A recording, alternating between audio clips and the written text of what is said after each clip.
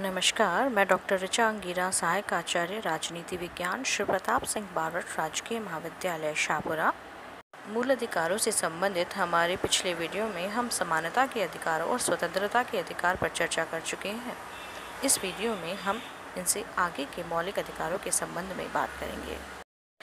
तीसरा मूल अधिकार शोषण के विरुद्ध अधिकार है, जिसका उल्लेख संविधान के अनुच्छेद 23 एवं 24 में किया गया है। अनुच्छेद 23(1) कहता है कि मनुष्यों का क्रय विक्रय एवं बेगार तथा इसी प्रकार का अन्य जबरदस्ती लिया हुआ श्रम निश्चित ठहराया गया है।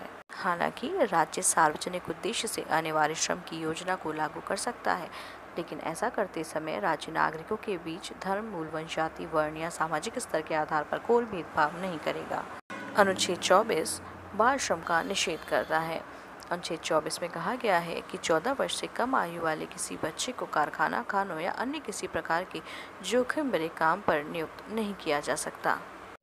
इन मौलिक अधिकारों की क्रियान्विति के लिए 1986 में बाल श्रम प्रतिषेध एवं नियमन अधिनियम भी बनाया गया है और 1976 में बंधुआ मजदूरी निषेध अधिनियम भी पारित किया गया।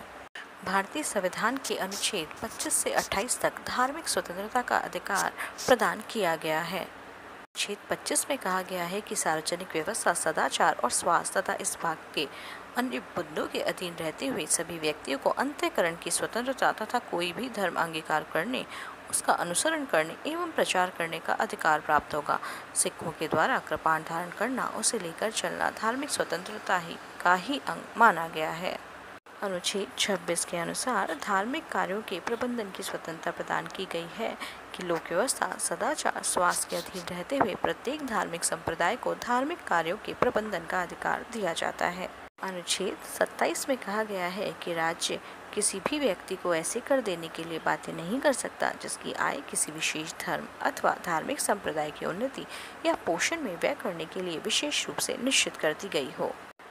अनुच्छेद 28 में कहा गया है कि राजकीय नीति से संचालित किसी भी शिक्षण संस्था में किसी प्रकार की धार्मिक शिक्षा प्रदान नहीं की जाएगी। इसके साथ ही राज्य द्वारा मान्यता प्राप्त या आर्थिक सहायता प्राप्त शिक्षण संस्था में किसी व्यक्ति को किसी धर्म विशेष की शिक्षा ग्रहण करने के लिए बाध्य नहीं किया जा सकेगा। हालांकि अन्य अधिकारों की तरह ही धार्मिक स्वतंत्रता का अधिकार भी प्रतिबंध रहित नहीं है। राज्य सार्वजनिक व्यवस्था, नैतिकता, स्वास्थ्य इत्यादि के हित में इसके प्रयोग पर प्रतिबंध लगा सकता है। इसी प्रकार आर्थिक, राजनीतिक या अन्य किसी प्रकार के सार्वजनिक हित की दृष्टि से राज्य धार्मिक क्षेत्र में हस्तक्षेप कर सकता है। राज्य सामाजिक हित और सुधार संबंधी कार्य भी कर सकता है।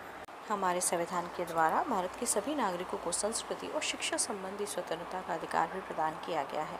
अनुच्छेद 29 के अनुसार नागरिकों के प्रत्येक वर्ग को अपनी भाषा, लिपि या संस्कृति सुरक्षित रखने का पूर्ण अधिकार प्राप्त है।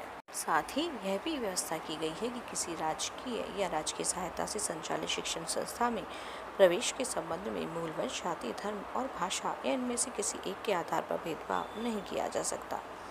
अनुच्छेद 30 के अनुसार धर्म या भाषा पर आधारित सभी अल्पसंख्यक वर्गों को अपनी रुचि की शैक्षणिक संस्थाओं की स्थापना और उनके प्रशासन का अधिकार होगा।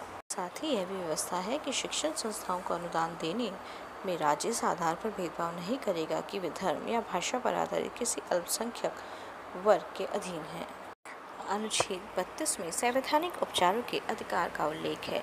संविधान में मूल अधिकारों के उल्लेख से अधिक महत्वपूर्ण बात उन्हें क्रियान्वित करने की व्यवस्था है, जिसके बिना मूल अधिकार अर्थहीन सिद्ध होंगे। संविधान निर्माताओं ने इस उद्देश्य से संवैधानिक उपचारों के अधिकार को भी संविधान में स्थान दिया, जिसका तात्पर्य है कि नागरिक अधिकारों को लागू करने के लिए सर्वोच्च न्यायालय तथा उच्च न्यायालयों की शरण नागरिक ले सकते हैं। इन न्यायालयों के द्वारा व्यवस्थापिका द्वारा निर्मित उन सभी कानूनों और कार्यपालिका के कार्यों को अवैधानिक घोषित किया जाएगा जो मौलिक अधिकारों के विरुद्ध हों। सर्वोच्च न्यायालय एवं उच्च न्यायालय मौलिक अधिकारों के क्रियान्वयन के लिए 5 लेख जारी कर सकते हैं: बंदी, प्रत्यक्षीकरण, परमादेश, प्रतिषेध, उत्प्रेषण एवं अधिकार रक्षा।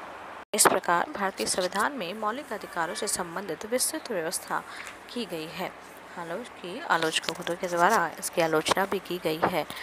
कुछ का मानना है कि मूल अधिकारों से संबंधित जो व्यवस्था की गई है उसमें कुछ महत्वपूर्ण अधिकारों को छोड़ दिया गया है, जैसे काम का अधिकार, कुछ परिस्थितियों में राष्ट्रीय सहायता प्राप्त करने का अधिकार, रोजगार का अधिकार आदि।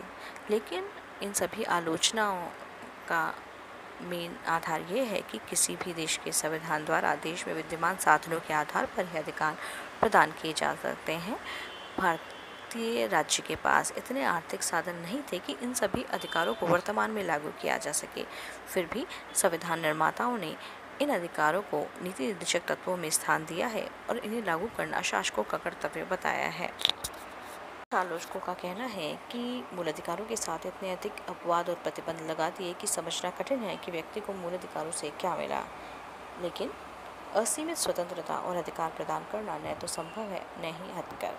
मूल अधिकारों पर जो भी प्रतिबंध लगाए जाएंगे उनका औचित्यपूर्ण होना अत्यंत आवश्यक है और प्रतिबंधों के औचित्य के निर्णय की शक्ति व्यवस्थापिका या कार्यपालिका के स्थान पर न्यायपालिका को प्रदान की गई है। आलोचक यह भी तर्क देते हैं कि संविधान के द्वारा संकटकालीन परिस्थितियों में कार्यपालिका को मूल अधिकारों के स्थगन का जो अधिकार दिया गया और संकटकाल के अतिरिक्त सामान्य परिस्थितियों में भी निवारक निरोध की जो व्यवस्था की गई वह कटु आलोचना का विषय रही है। परंतु हमें ध्यान रखना चाहिए कि राष्ट्र की सुरक्षा व्यक्ति की स्वतंत्रता से कहीं अधिक मूल्यवान है। शासन को मूल अधिकारों के अतिक्रमण का अधिकार केवल कुछ आकस्मिक परिस्थितियों में ही प्राप्त होता है और ऐसी परिस्थिति अल्पकालिक ही होती हैं।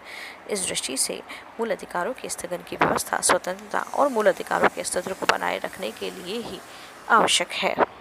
धन्यवाद।